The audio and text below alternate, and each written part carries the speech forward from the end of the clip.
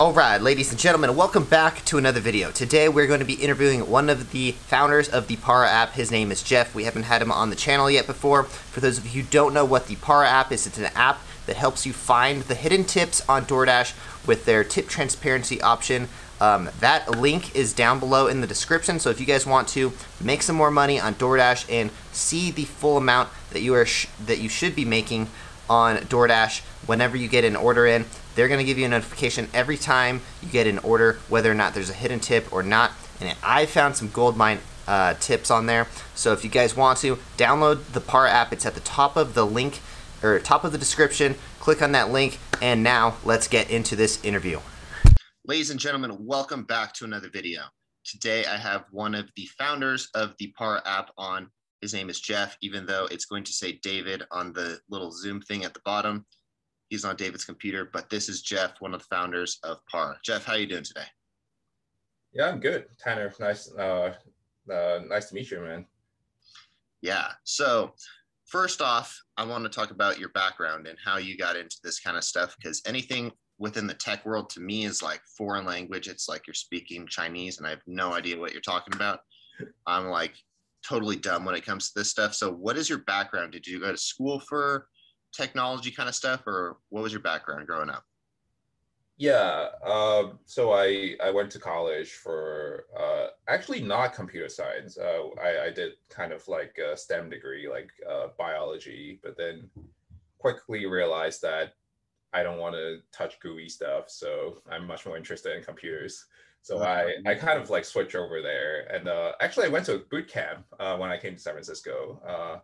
And then that boot camp got me into a job. And then kind of just before Para, I've been working at Twitter for 4 years, like kind of doing data science there, analyzing like user behavior, and then working on what we call like an ads auction platform. So those pesky ads that you see on Twitter or Facebook, like kind of like what appears there and how much we charge advertisers, etc.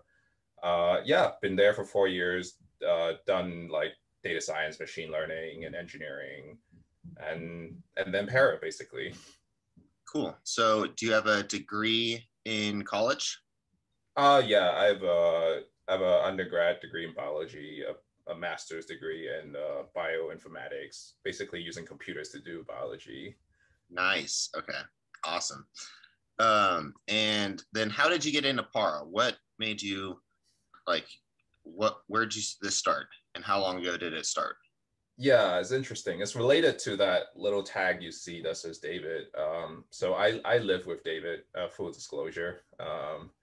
We are high school classmates back in Hong Kong. Like David and I both grew up in Hong Kong. We went to school in Hong Kong.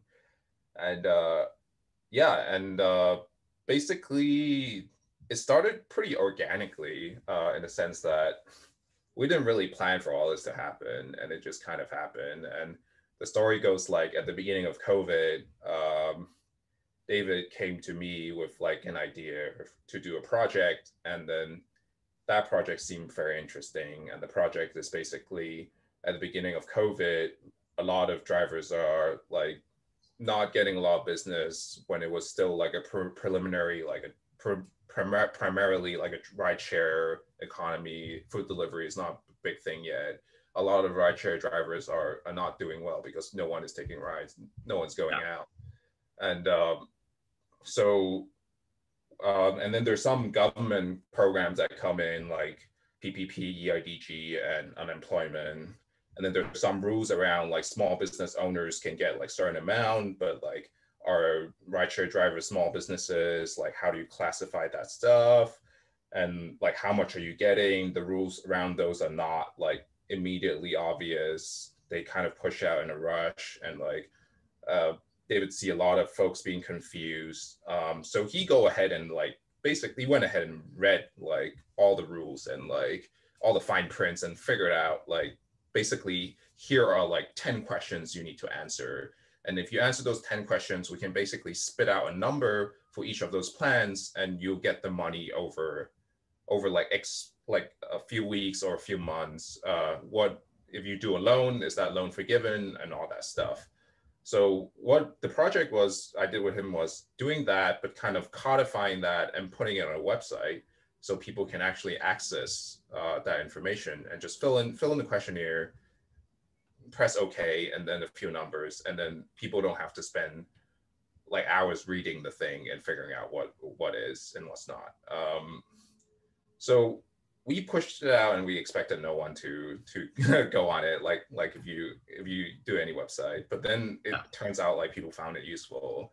And then we also had the chance to talk to a lot of rideshare drivers and really get to connect with them. And then I think that's where we've become much more interested in the initiative and just kind of ask the question of what can we do more, right? Like this COVID thing is helpful, but like generally what can we do more to help drivers?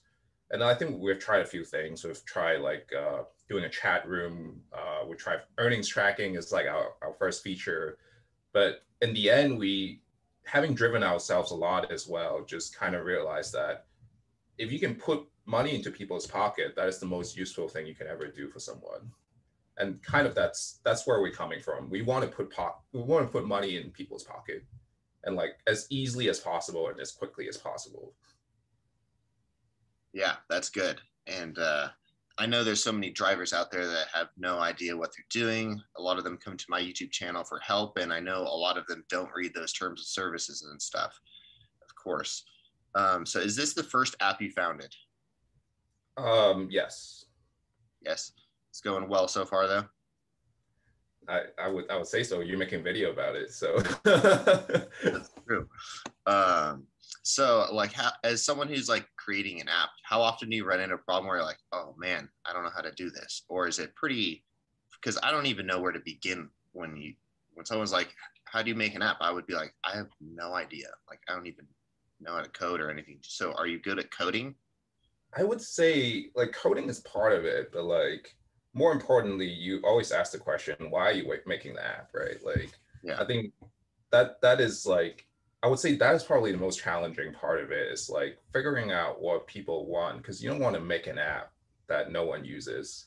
And like, you don't want to waste your time. You don't want to waste other people's time. So I think even before coding, we talk to a lot of users and just figure out like what situation they're in, like what do they find helpful. And actually that is like probably more than half of the work of just like trying to decide what to build and then like designing it, and then we go to the coding phase and executing it.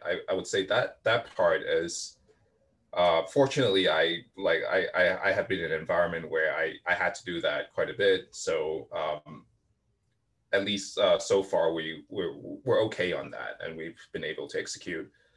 And after that as well, you have to maintain the thing. Like I'm sure like a lot of people have gone situations where like for one order is not coming, and like sometimes it's down, and that's why we also implemented like a support channel where you can just text us, and it's basically me or David or like Jimmy on the other end, basically handling those requests and solving it in real time, and like just make sure this thing like just keeps working. Yeah. So I would say it's much more than just coding. I would yeah, it's just like the whole process of how to build something that people value and would give us feedback. So I would say it's a pretty collaborative process where the users are really like important and what they want and how they give us feedback, and just really appreciate the journey of just like people like actually like talk to us and give us feedback. Yeah. And as someone who uses the app, I'm really appreciative that it's like you or Jimmy or David on the other side of this and not like some random person in India, because that's typically what you get when you click on like customer service or something.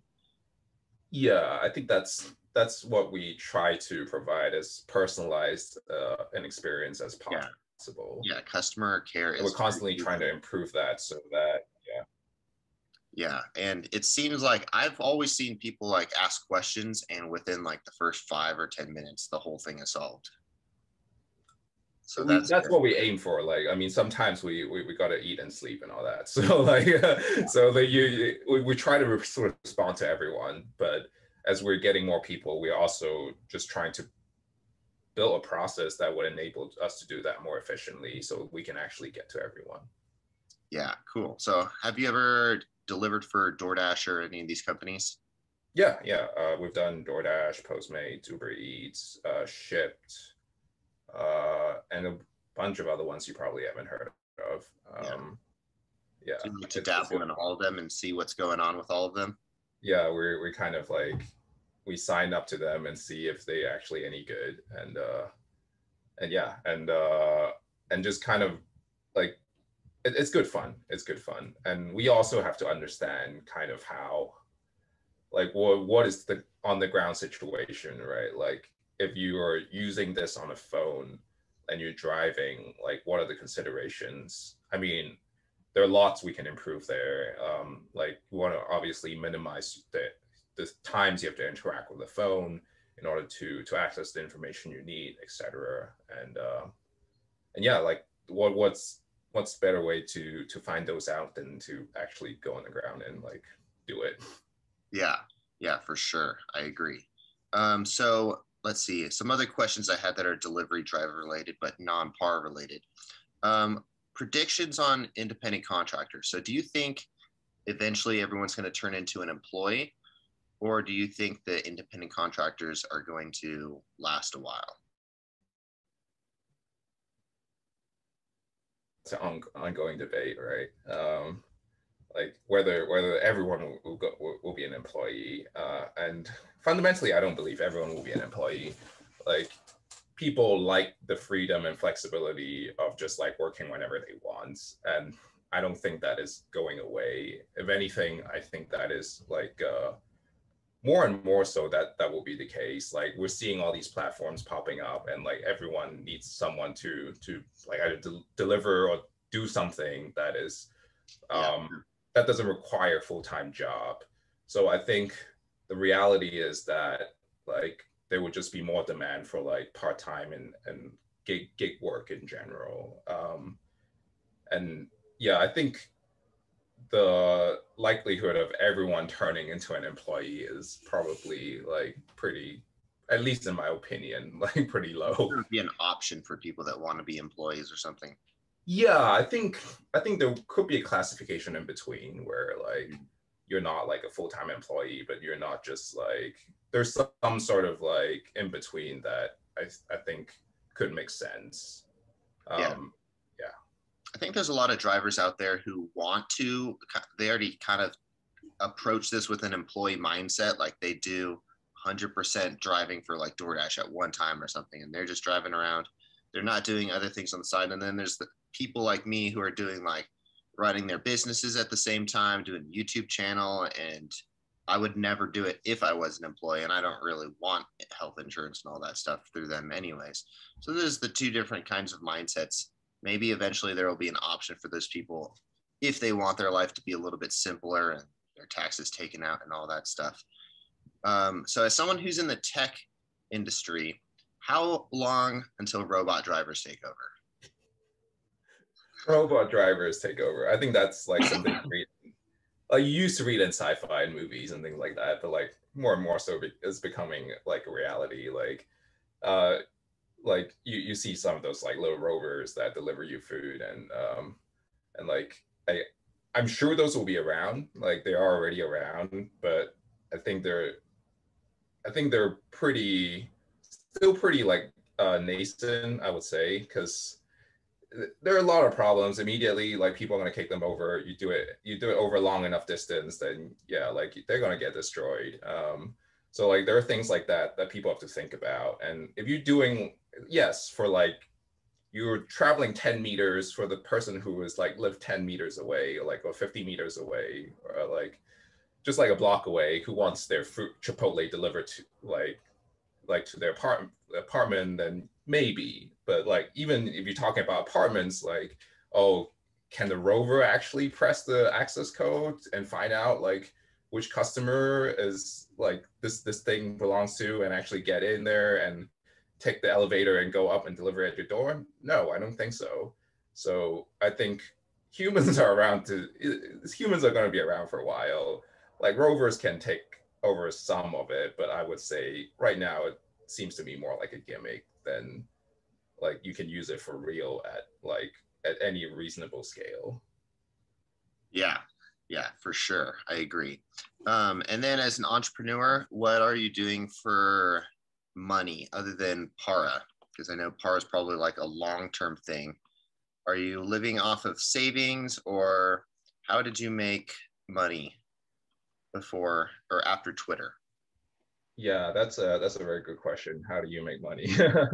Yeah, yeah, I'm mostly living off my savings from my previous job at Twitter. I was lucky enough to have made some crypto investments at the beginning of COVID that turned out like pretty well. So I'm living off that a little bit as well. Crypto, man. Yeah. Other than that, yeah. And I know that you do you dabble in that world in yourself as well. Yeah, I seem to pick all of the wrong coins though. You know, Like I've been kind of lucky with the XRP because I bought it at 20 cents and it's like at like $1 now or so. But no like nice ones like the Dogecoin or Bitcoin or anything that really exploded.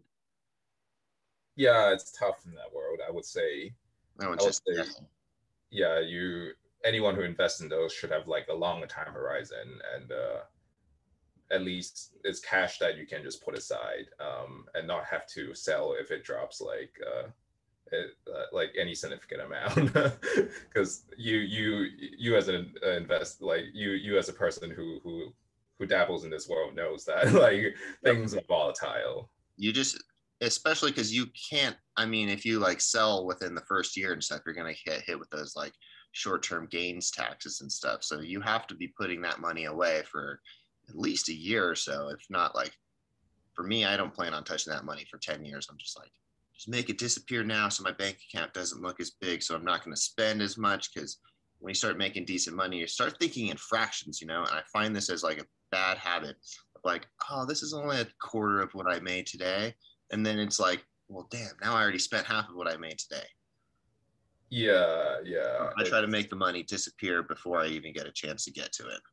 I think that's like a good mindset to have. It's just like money already lost. You should not be dependent on that money to for your like bills or anything like that. Like that's kind of like investments that might be better than you just storing the money in the bank type deal.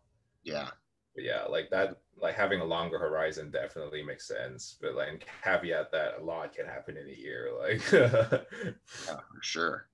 Okay, so to get to some juicy part questions, let's see. And I pulled a lot of these questions from my YouTube comments. So the first one is, how do I know Para won't steal my bank info? yeah, the short answer to that is we can't. You enter your bank info, and like we don't. DoorDash doesn't show you your bank info even if you log into the app after you put it in. Um, so we cannot. It's kind of like you put it in, and then that's the only moment the full information is available when you put it in. Once you click submit, I don't think anyone can get to it Yeah, I think, unless you want to update it and like in that sense we cannot access it, so we cannot. yeah, I didn't think so, but I feel like people should be more worried about DoorDash having your bank info, anyways. That's the Well, first. they do have to pay you, but and I definitely understand where people are coming from. This is like kind of their earnings, hard-earned earnings that they do DoorDash, and that they earn their money. Like they should rightfully be concerned about these questions, and I'm happy that like you're giving me a chance to just kind of clarify that Yeah, we just cannot. Like I think that that one is simple. yeah. Next question I have, and as someone who also owns a business, I understand why it's free, but why is it free?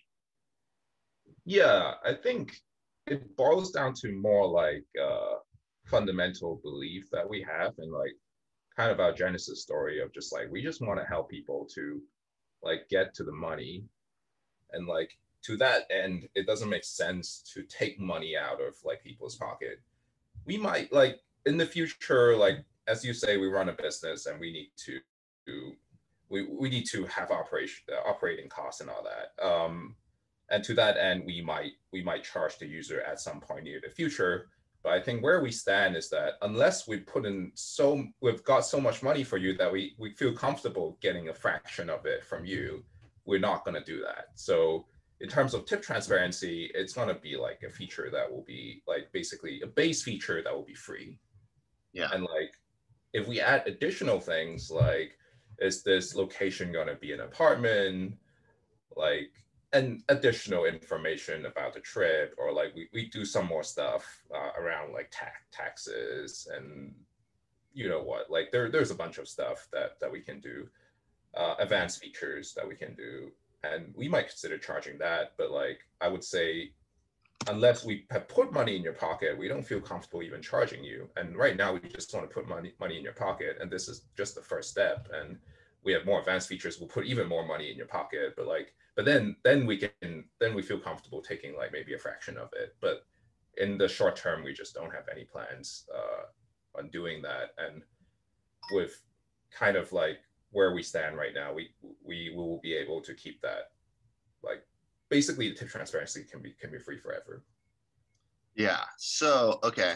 Yeah. And like I said, I own a business as well. And like, if I wasn't giving free shoes away, no one would know where to get the shoes and stuff, you know? So I give away almost more free shoes than we sell shoes. So you got to really like grow your brand before you start like asking people for money. And that's my perspective on a business, is that's how it's going to run a lot better. If you were charging like, say like $25 a month for tip transparency, you'd probably get a lot less people signing up. But yeah, it's back to that. Our mission, it's back to our mission of just like, we want to put as much money in people, as many people's pockets as possible. And I think that's just kind of like what we stand for. And like and yeah, that is like kind of the main reason why it's free. And it seems too good to be true, but but we were able to make it happen. It's kind of like, and we're not stealing your bank info. We're not doing any like any such things, even close to that. Like we're not even contemplating those things. That's just not what. Yeah, that's not how we're gonna do this. Just add value to people's lives, and people will stick around. Yeah. I think that's how business should operate. Yeah. Okay. And then the last question, probably the one that I get asked the most. How do I know I won't get deactivated, or what steps are you guys taking so we won't get deactivated? Is there any kind of encryption or anything to where DoorDash doesn't know, or is this something we even need to be worried about? Yeah, I think that's like a question that's on a lot of folks' minds, and rightfully so, because like if you get deactivated, you can't work, and we take that very very seriously. This is kind of like back to what I was saying. We want to put money into people's pockets, and like if you cannot work, that is not going to happen. And to that end, we basically implemented a bunch of stuff that would make it so that we are basically running like a virtual phone to get the pings on your behalf. And what that means, from like what that translates to from like DoorDash's like perspective, or like any like other platforms out there's perspective, is that it would eventually, it will be like that you are using, there won't be that much differentiation between you using the Para app and using the DoorDash app. And like those from their perspective will look the same. And that's how it should be. Like they like they shouldn't know that you're using Para and like doing and like getting these things from us. Like it's kind of, and yeah, that's kind of how we wanted to be. And I think that's kind of resonates with like how users, or like how people who join would want it to be. Cool. And then my last question is, what is the future of Para? Future of Para. That's a great question.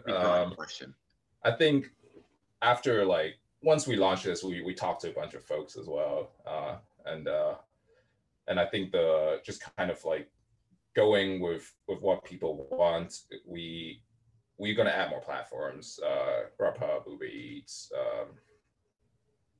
basically whatever app that is kind of like on the top of people's minds. We're going to do that. And obviously, in terms of exposing what kind of information on those apps, we have to decide like what is going to be useful for people. I think for some of these platforms, things are structured slightly differently, that it won't be exactly like what we're doing now. But kind of the goal is to get like kind of the goal is to be allowed to allow folks to work on multiple platforms on the same at the same time without the hassle of like interacting with multiple apps. And like kind of back to that mission statement again of just like putting money in people's pockets as quickly as possible. And like if you're able to do that, then there's a lot less hassle, and hopefully your earnings per hour is going to get higher, and then you can do other things on the side that you enjoy without like just like, oh, constantly worry about this app, that app, like oh, what are they doing now? I think we want to basically give people peace of mind and offload a lot of that management and like interacting with apps and all that stuff. Yeah. Cool. Okay, so that's all the question I have. Is there any last notes that you want to give to the audience, or anything that we left out? Cool. Yeah, just want to say hi. Yeah, and thanks for like doing this. This is great. Thanks for taking the time to do this. I and thanks for giving me the opportunity to like answer these questions. Cool. Yeah, thanks. And so for those of you who are new to this and don't know what Para is, you can click on it at the top of the description, and that is the download link. So go check out the Para app, download it. I use it every day. It helps me make more money on Doordash, and it makes it a lot more convenient for sure, especially when you're delivery driving and you get big restaurant orders, and DoorDash likes to hide those from you. So Para is going to give you that tip transparency to where you actually know how much the order is ahead of time. And as an independent contractor, I think that's very important. So thank you guys for watching. We'll see you in the next one. Jeff, what's your last name? And Tag, Tang. Jeff Tang. Thanks, Jeff, for coming on, and we'll see you guys in the next one. Peace. All right. Thank you, Tanner.